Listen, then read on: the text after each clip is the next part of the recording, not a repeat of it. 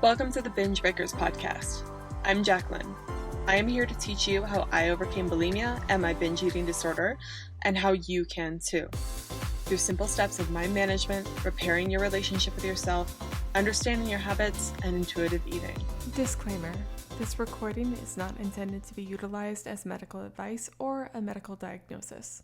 If you think you're in need of medical attention or treatment, please seek it immediately. This recording will also contain sensitive subjects such as binging and purging, weight, and depression. Please listen at your own discretion and do what you think is best for you.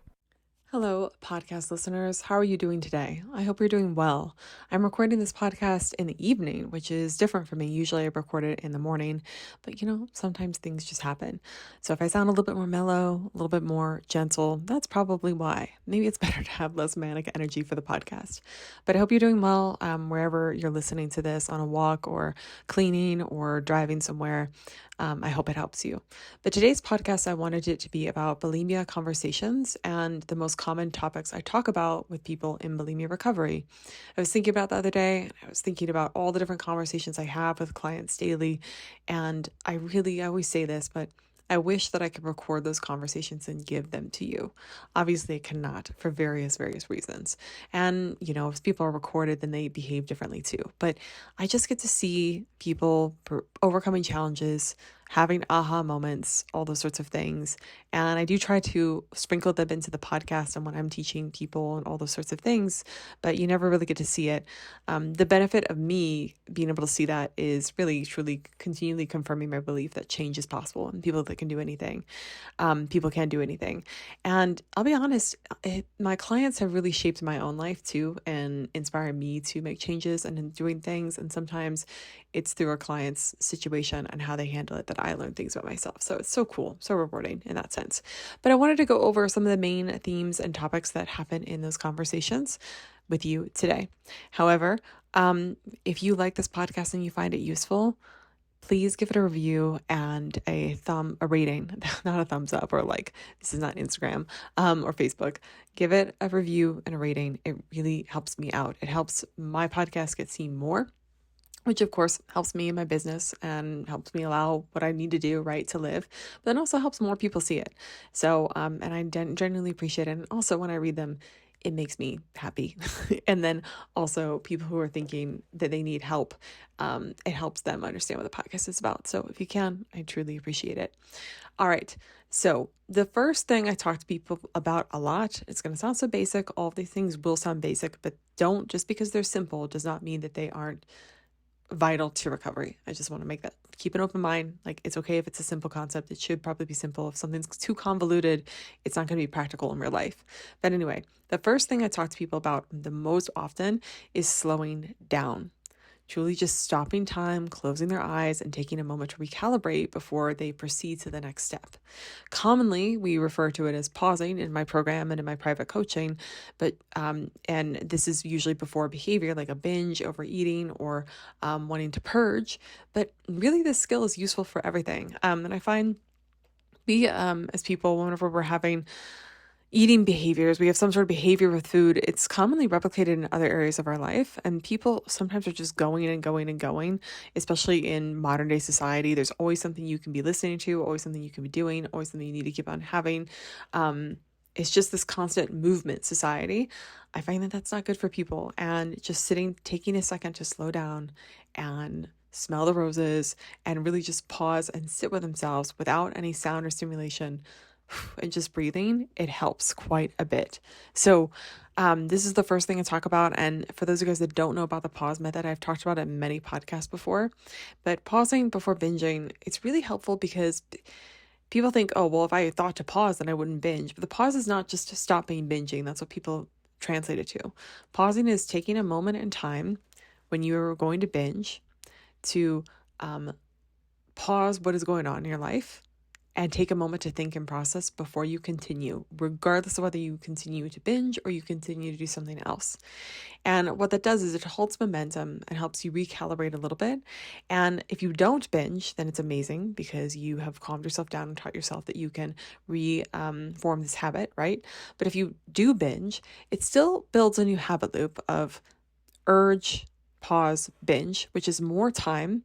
It teaches you also that you can have a moment and then you can decide to binge on purpose.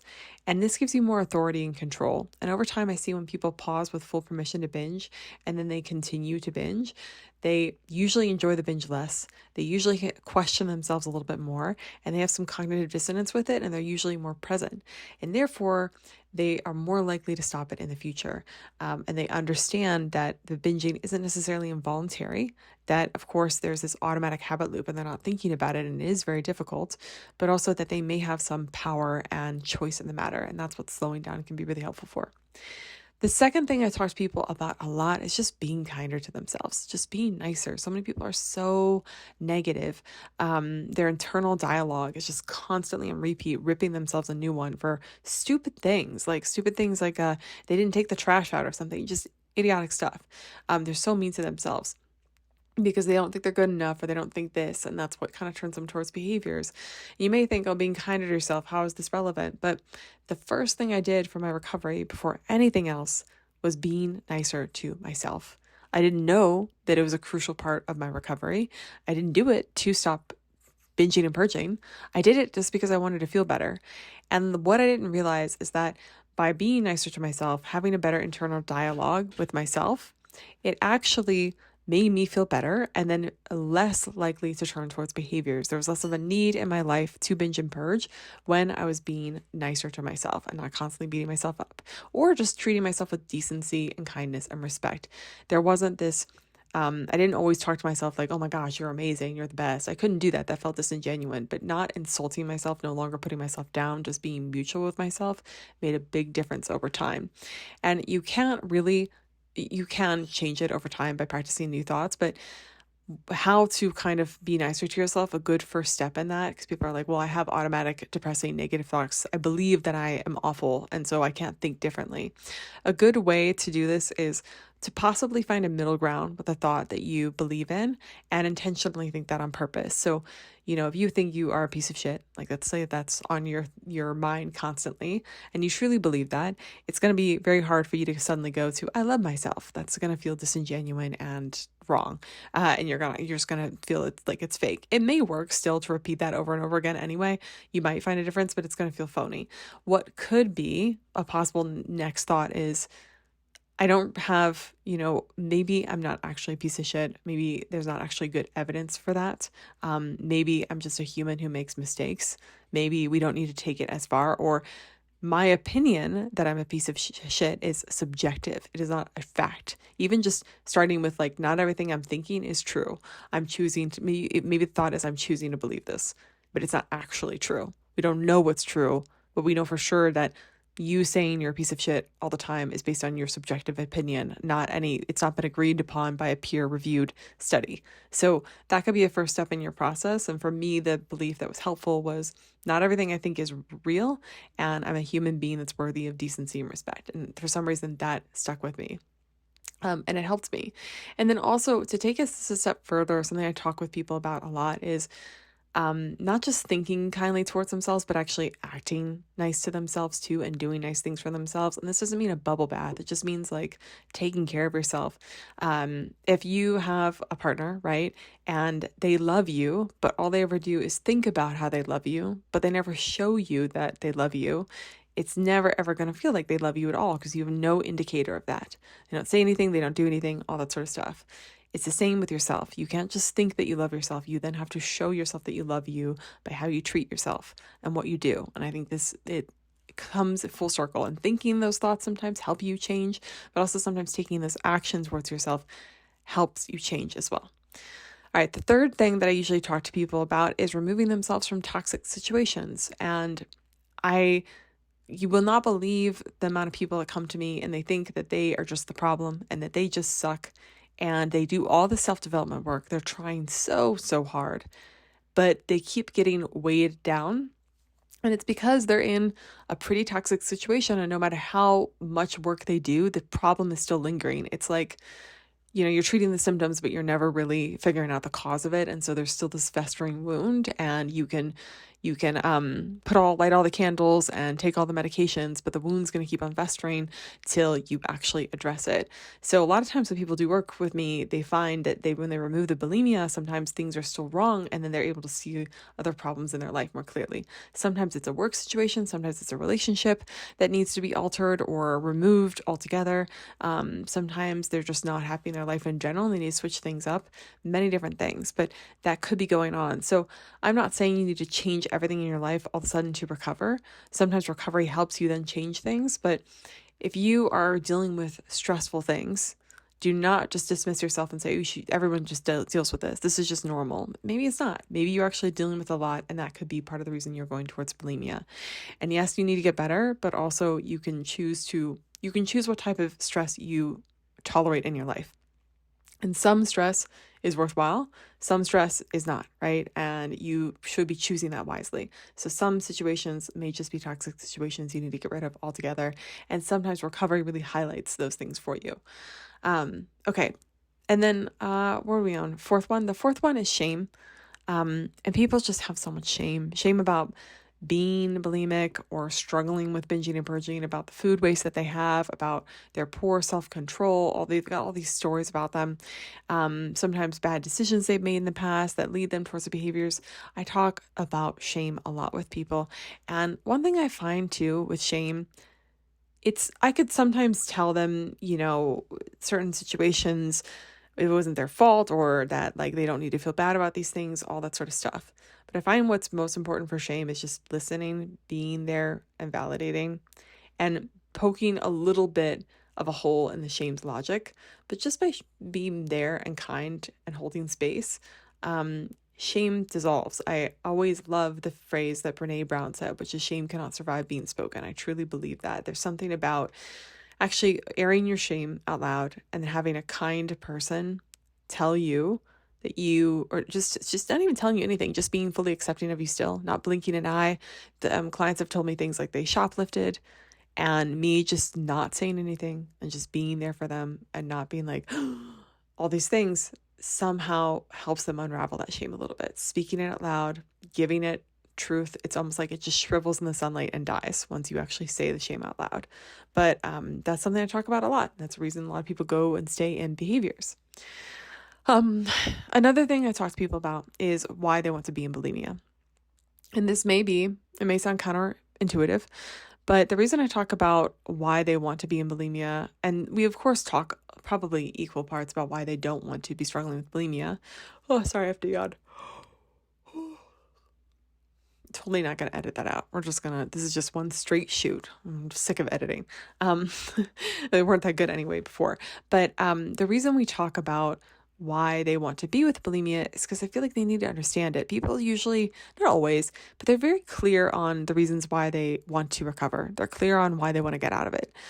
But sometimes their reasons for why they want to get out of it don't cancel out the reasons why they are doing it. They're separate issues. And I find truly identifying why they're still engaging in behaviors then helps us identify what we need to find that's going to motivate them. So for example, I was talking to a client on Wednesday about purging, and we just went over all the reasons she's still purging and then all the reasons she didn't want to purge. And a lot of her reasons to not purge were great, but they were not solving the issues that she thought purging was solving. For example, she was purging because she was fearing gaining weight. And so then we found more reasons why not purging would actually help her maintain her weight in a healthier way. And poked holes in the logic of purging that's actually going to lead to poor weight maintenance over time and poor self-control around food. And not purging will help her learn how to portion control and probably have more weight stability long-term and now.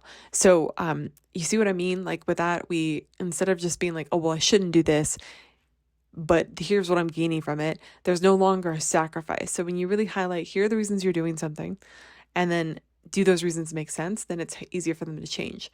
But sometimes, even if we can't poke holes in the logic, I find it's really good that they clearly, like explicitly understand the exact reasons why they're doing what they're doing.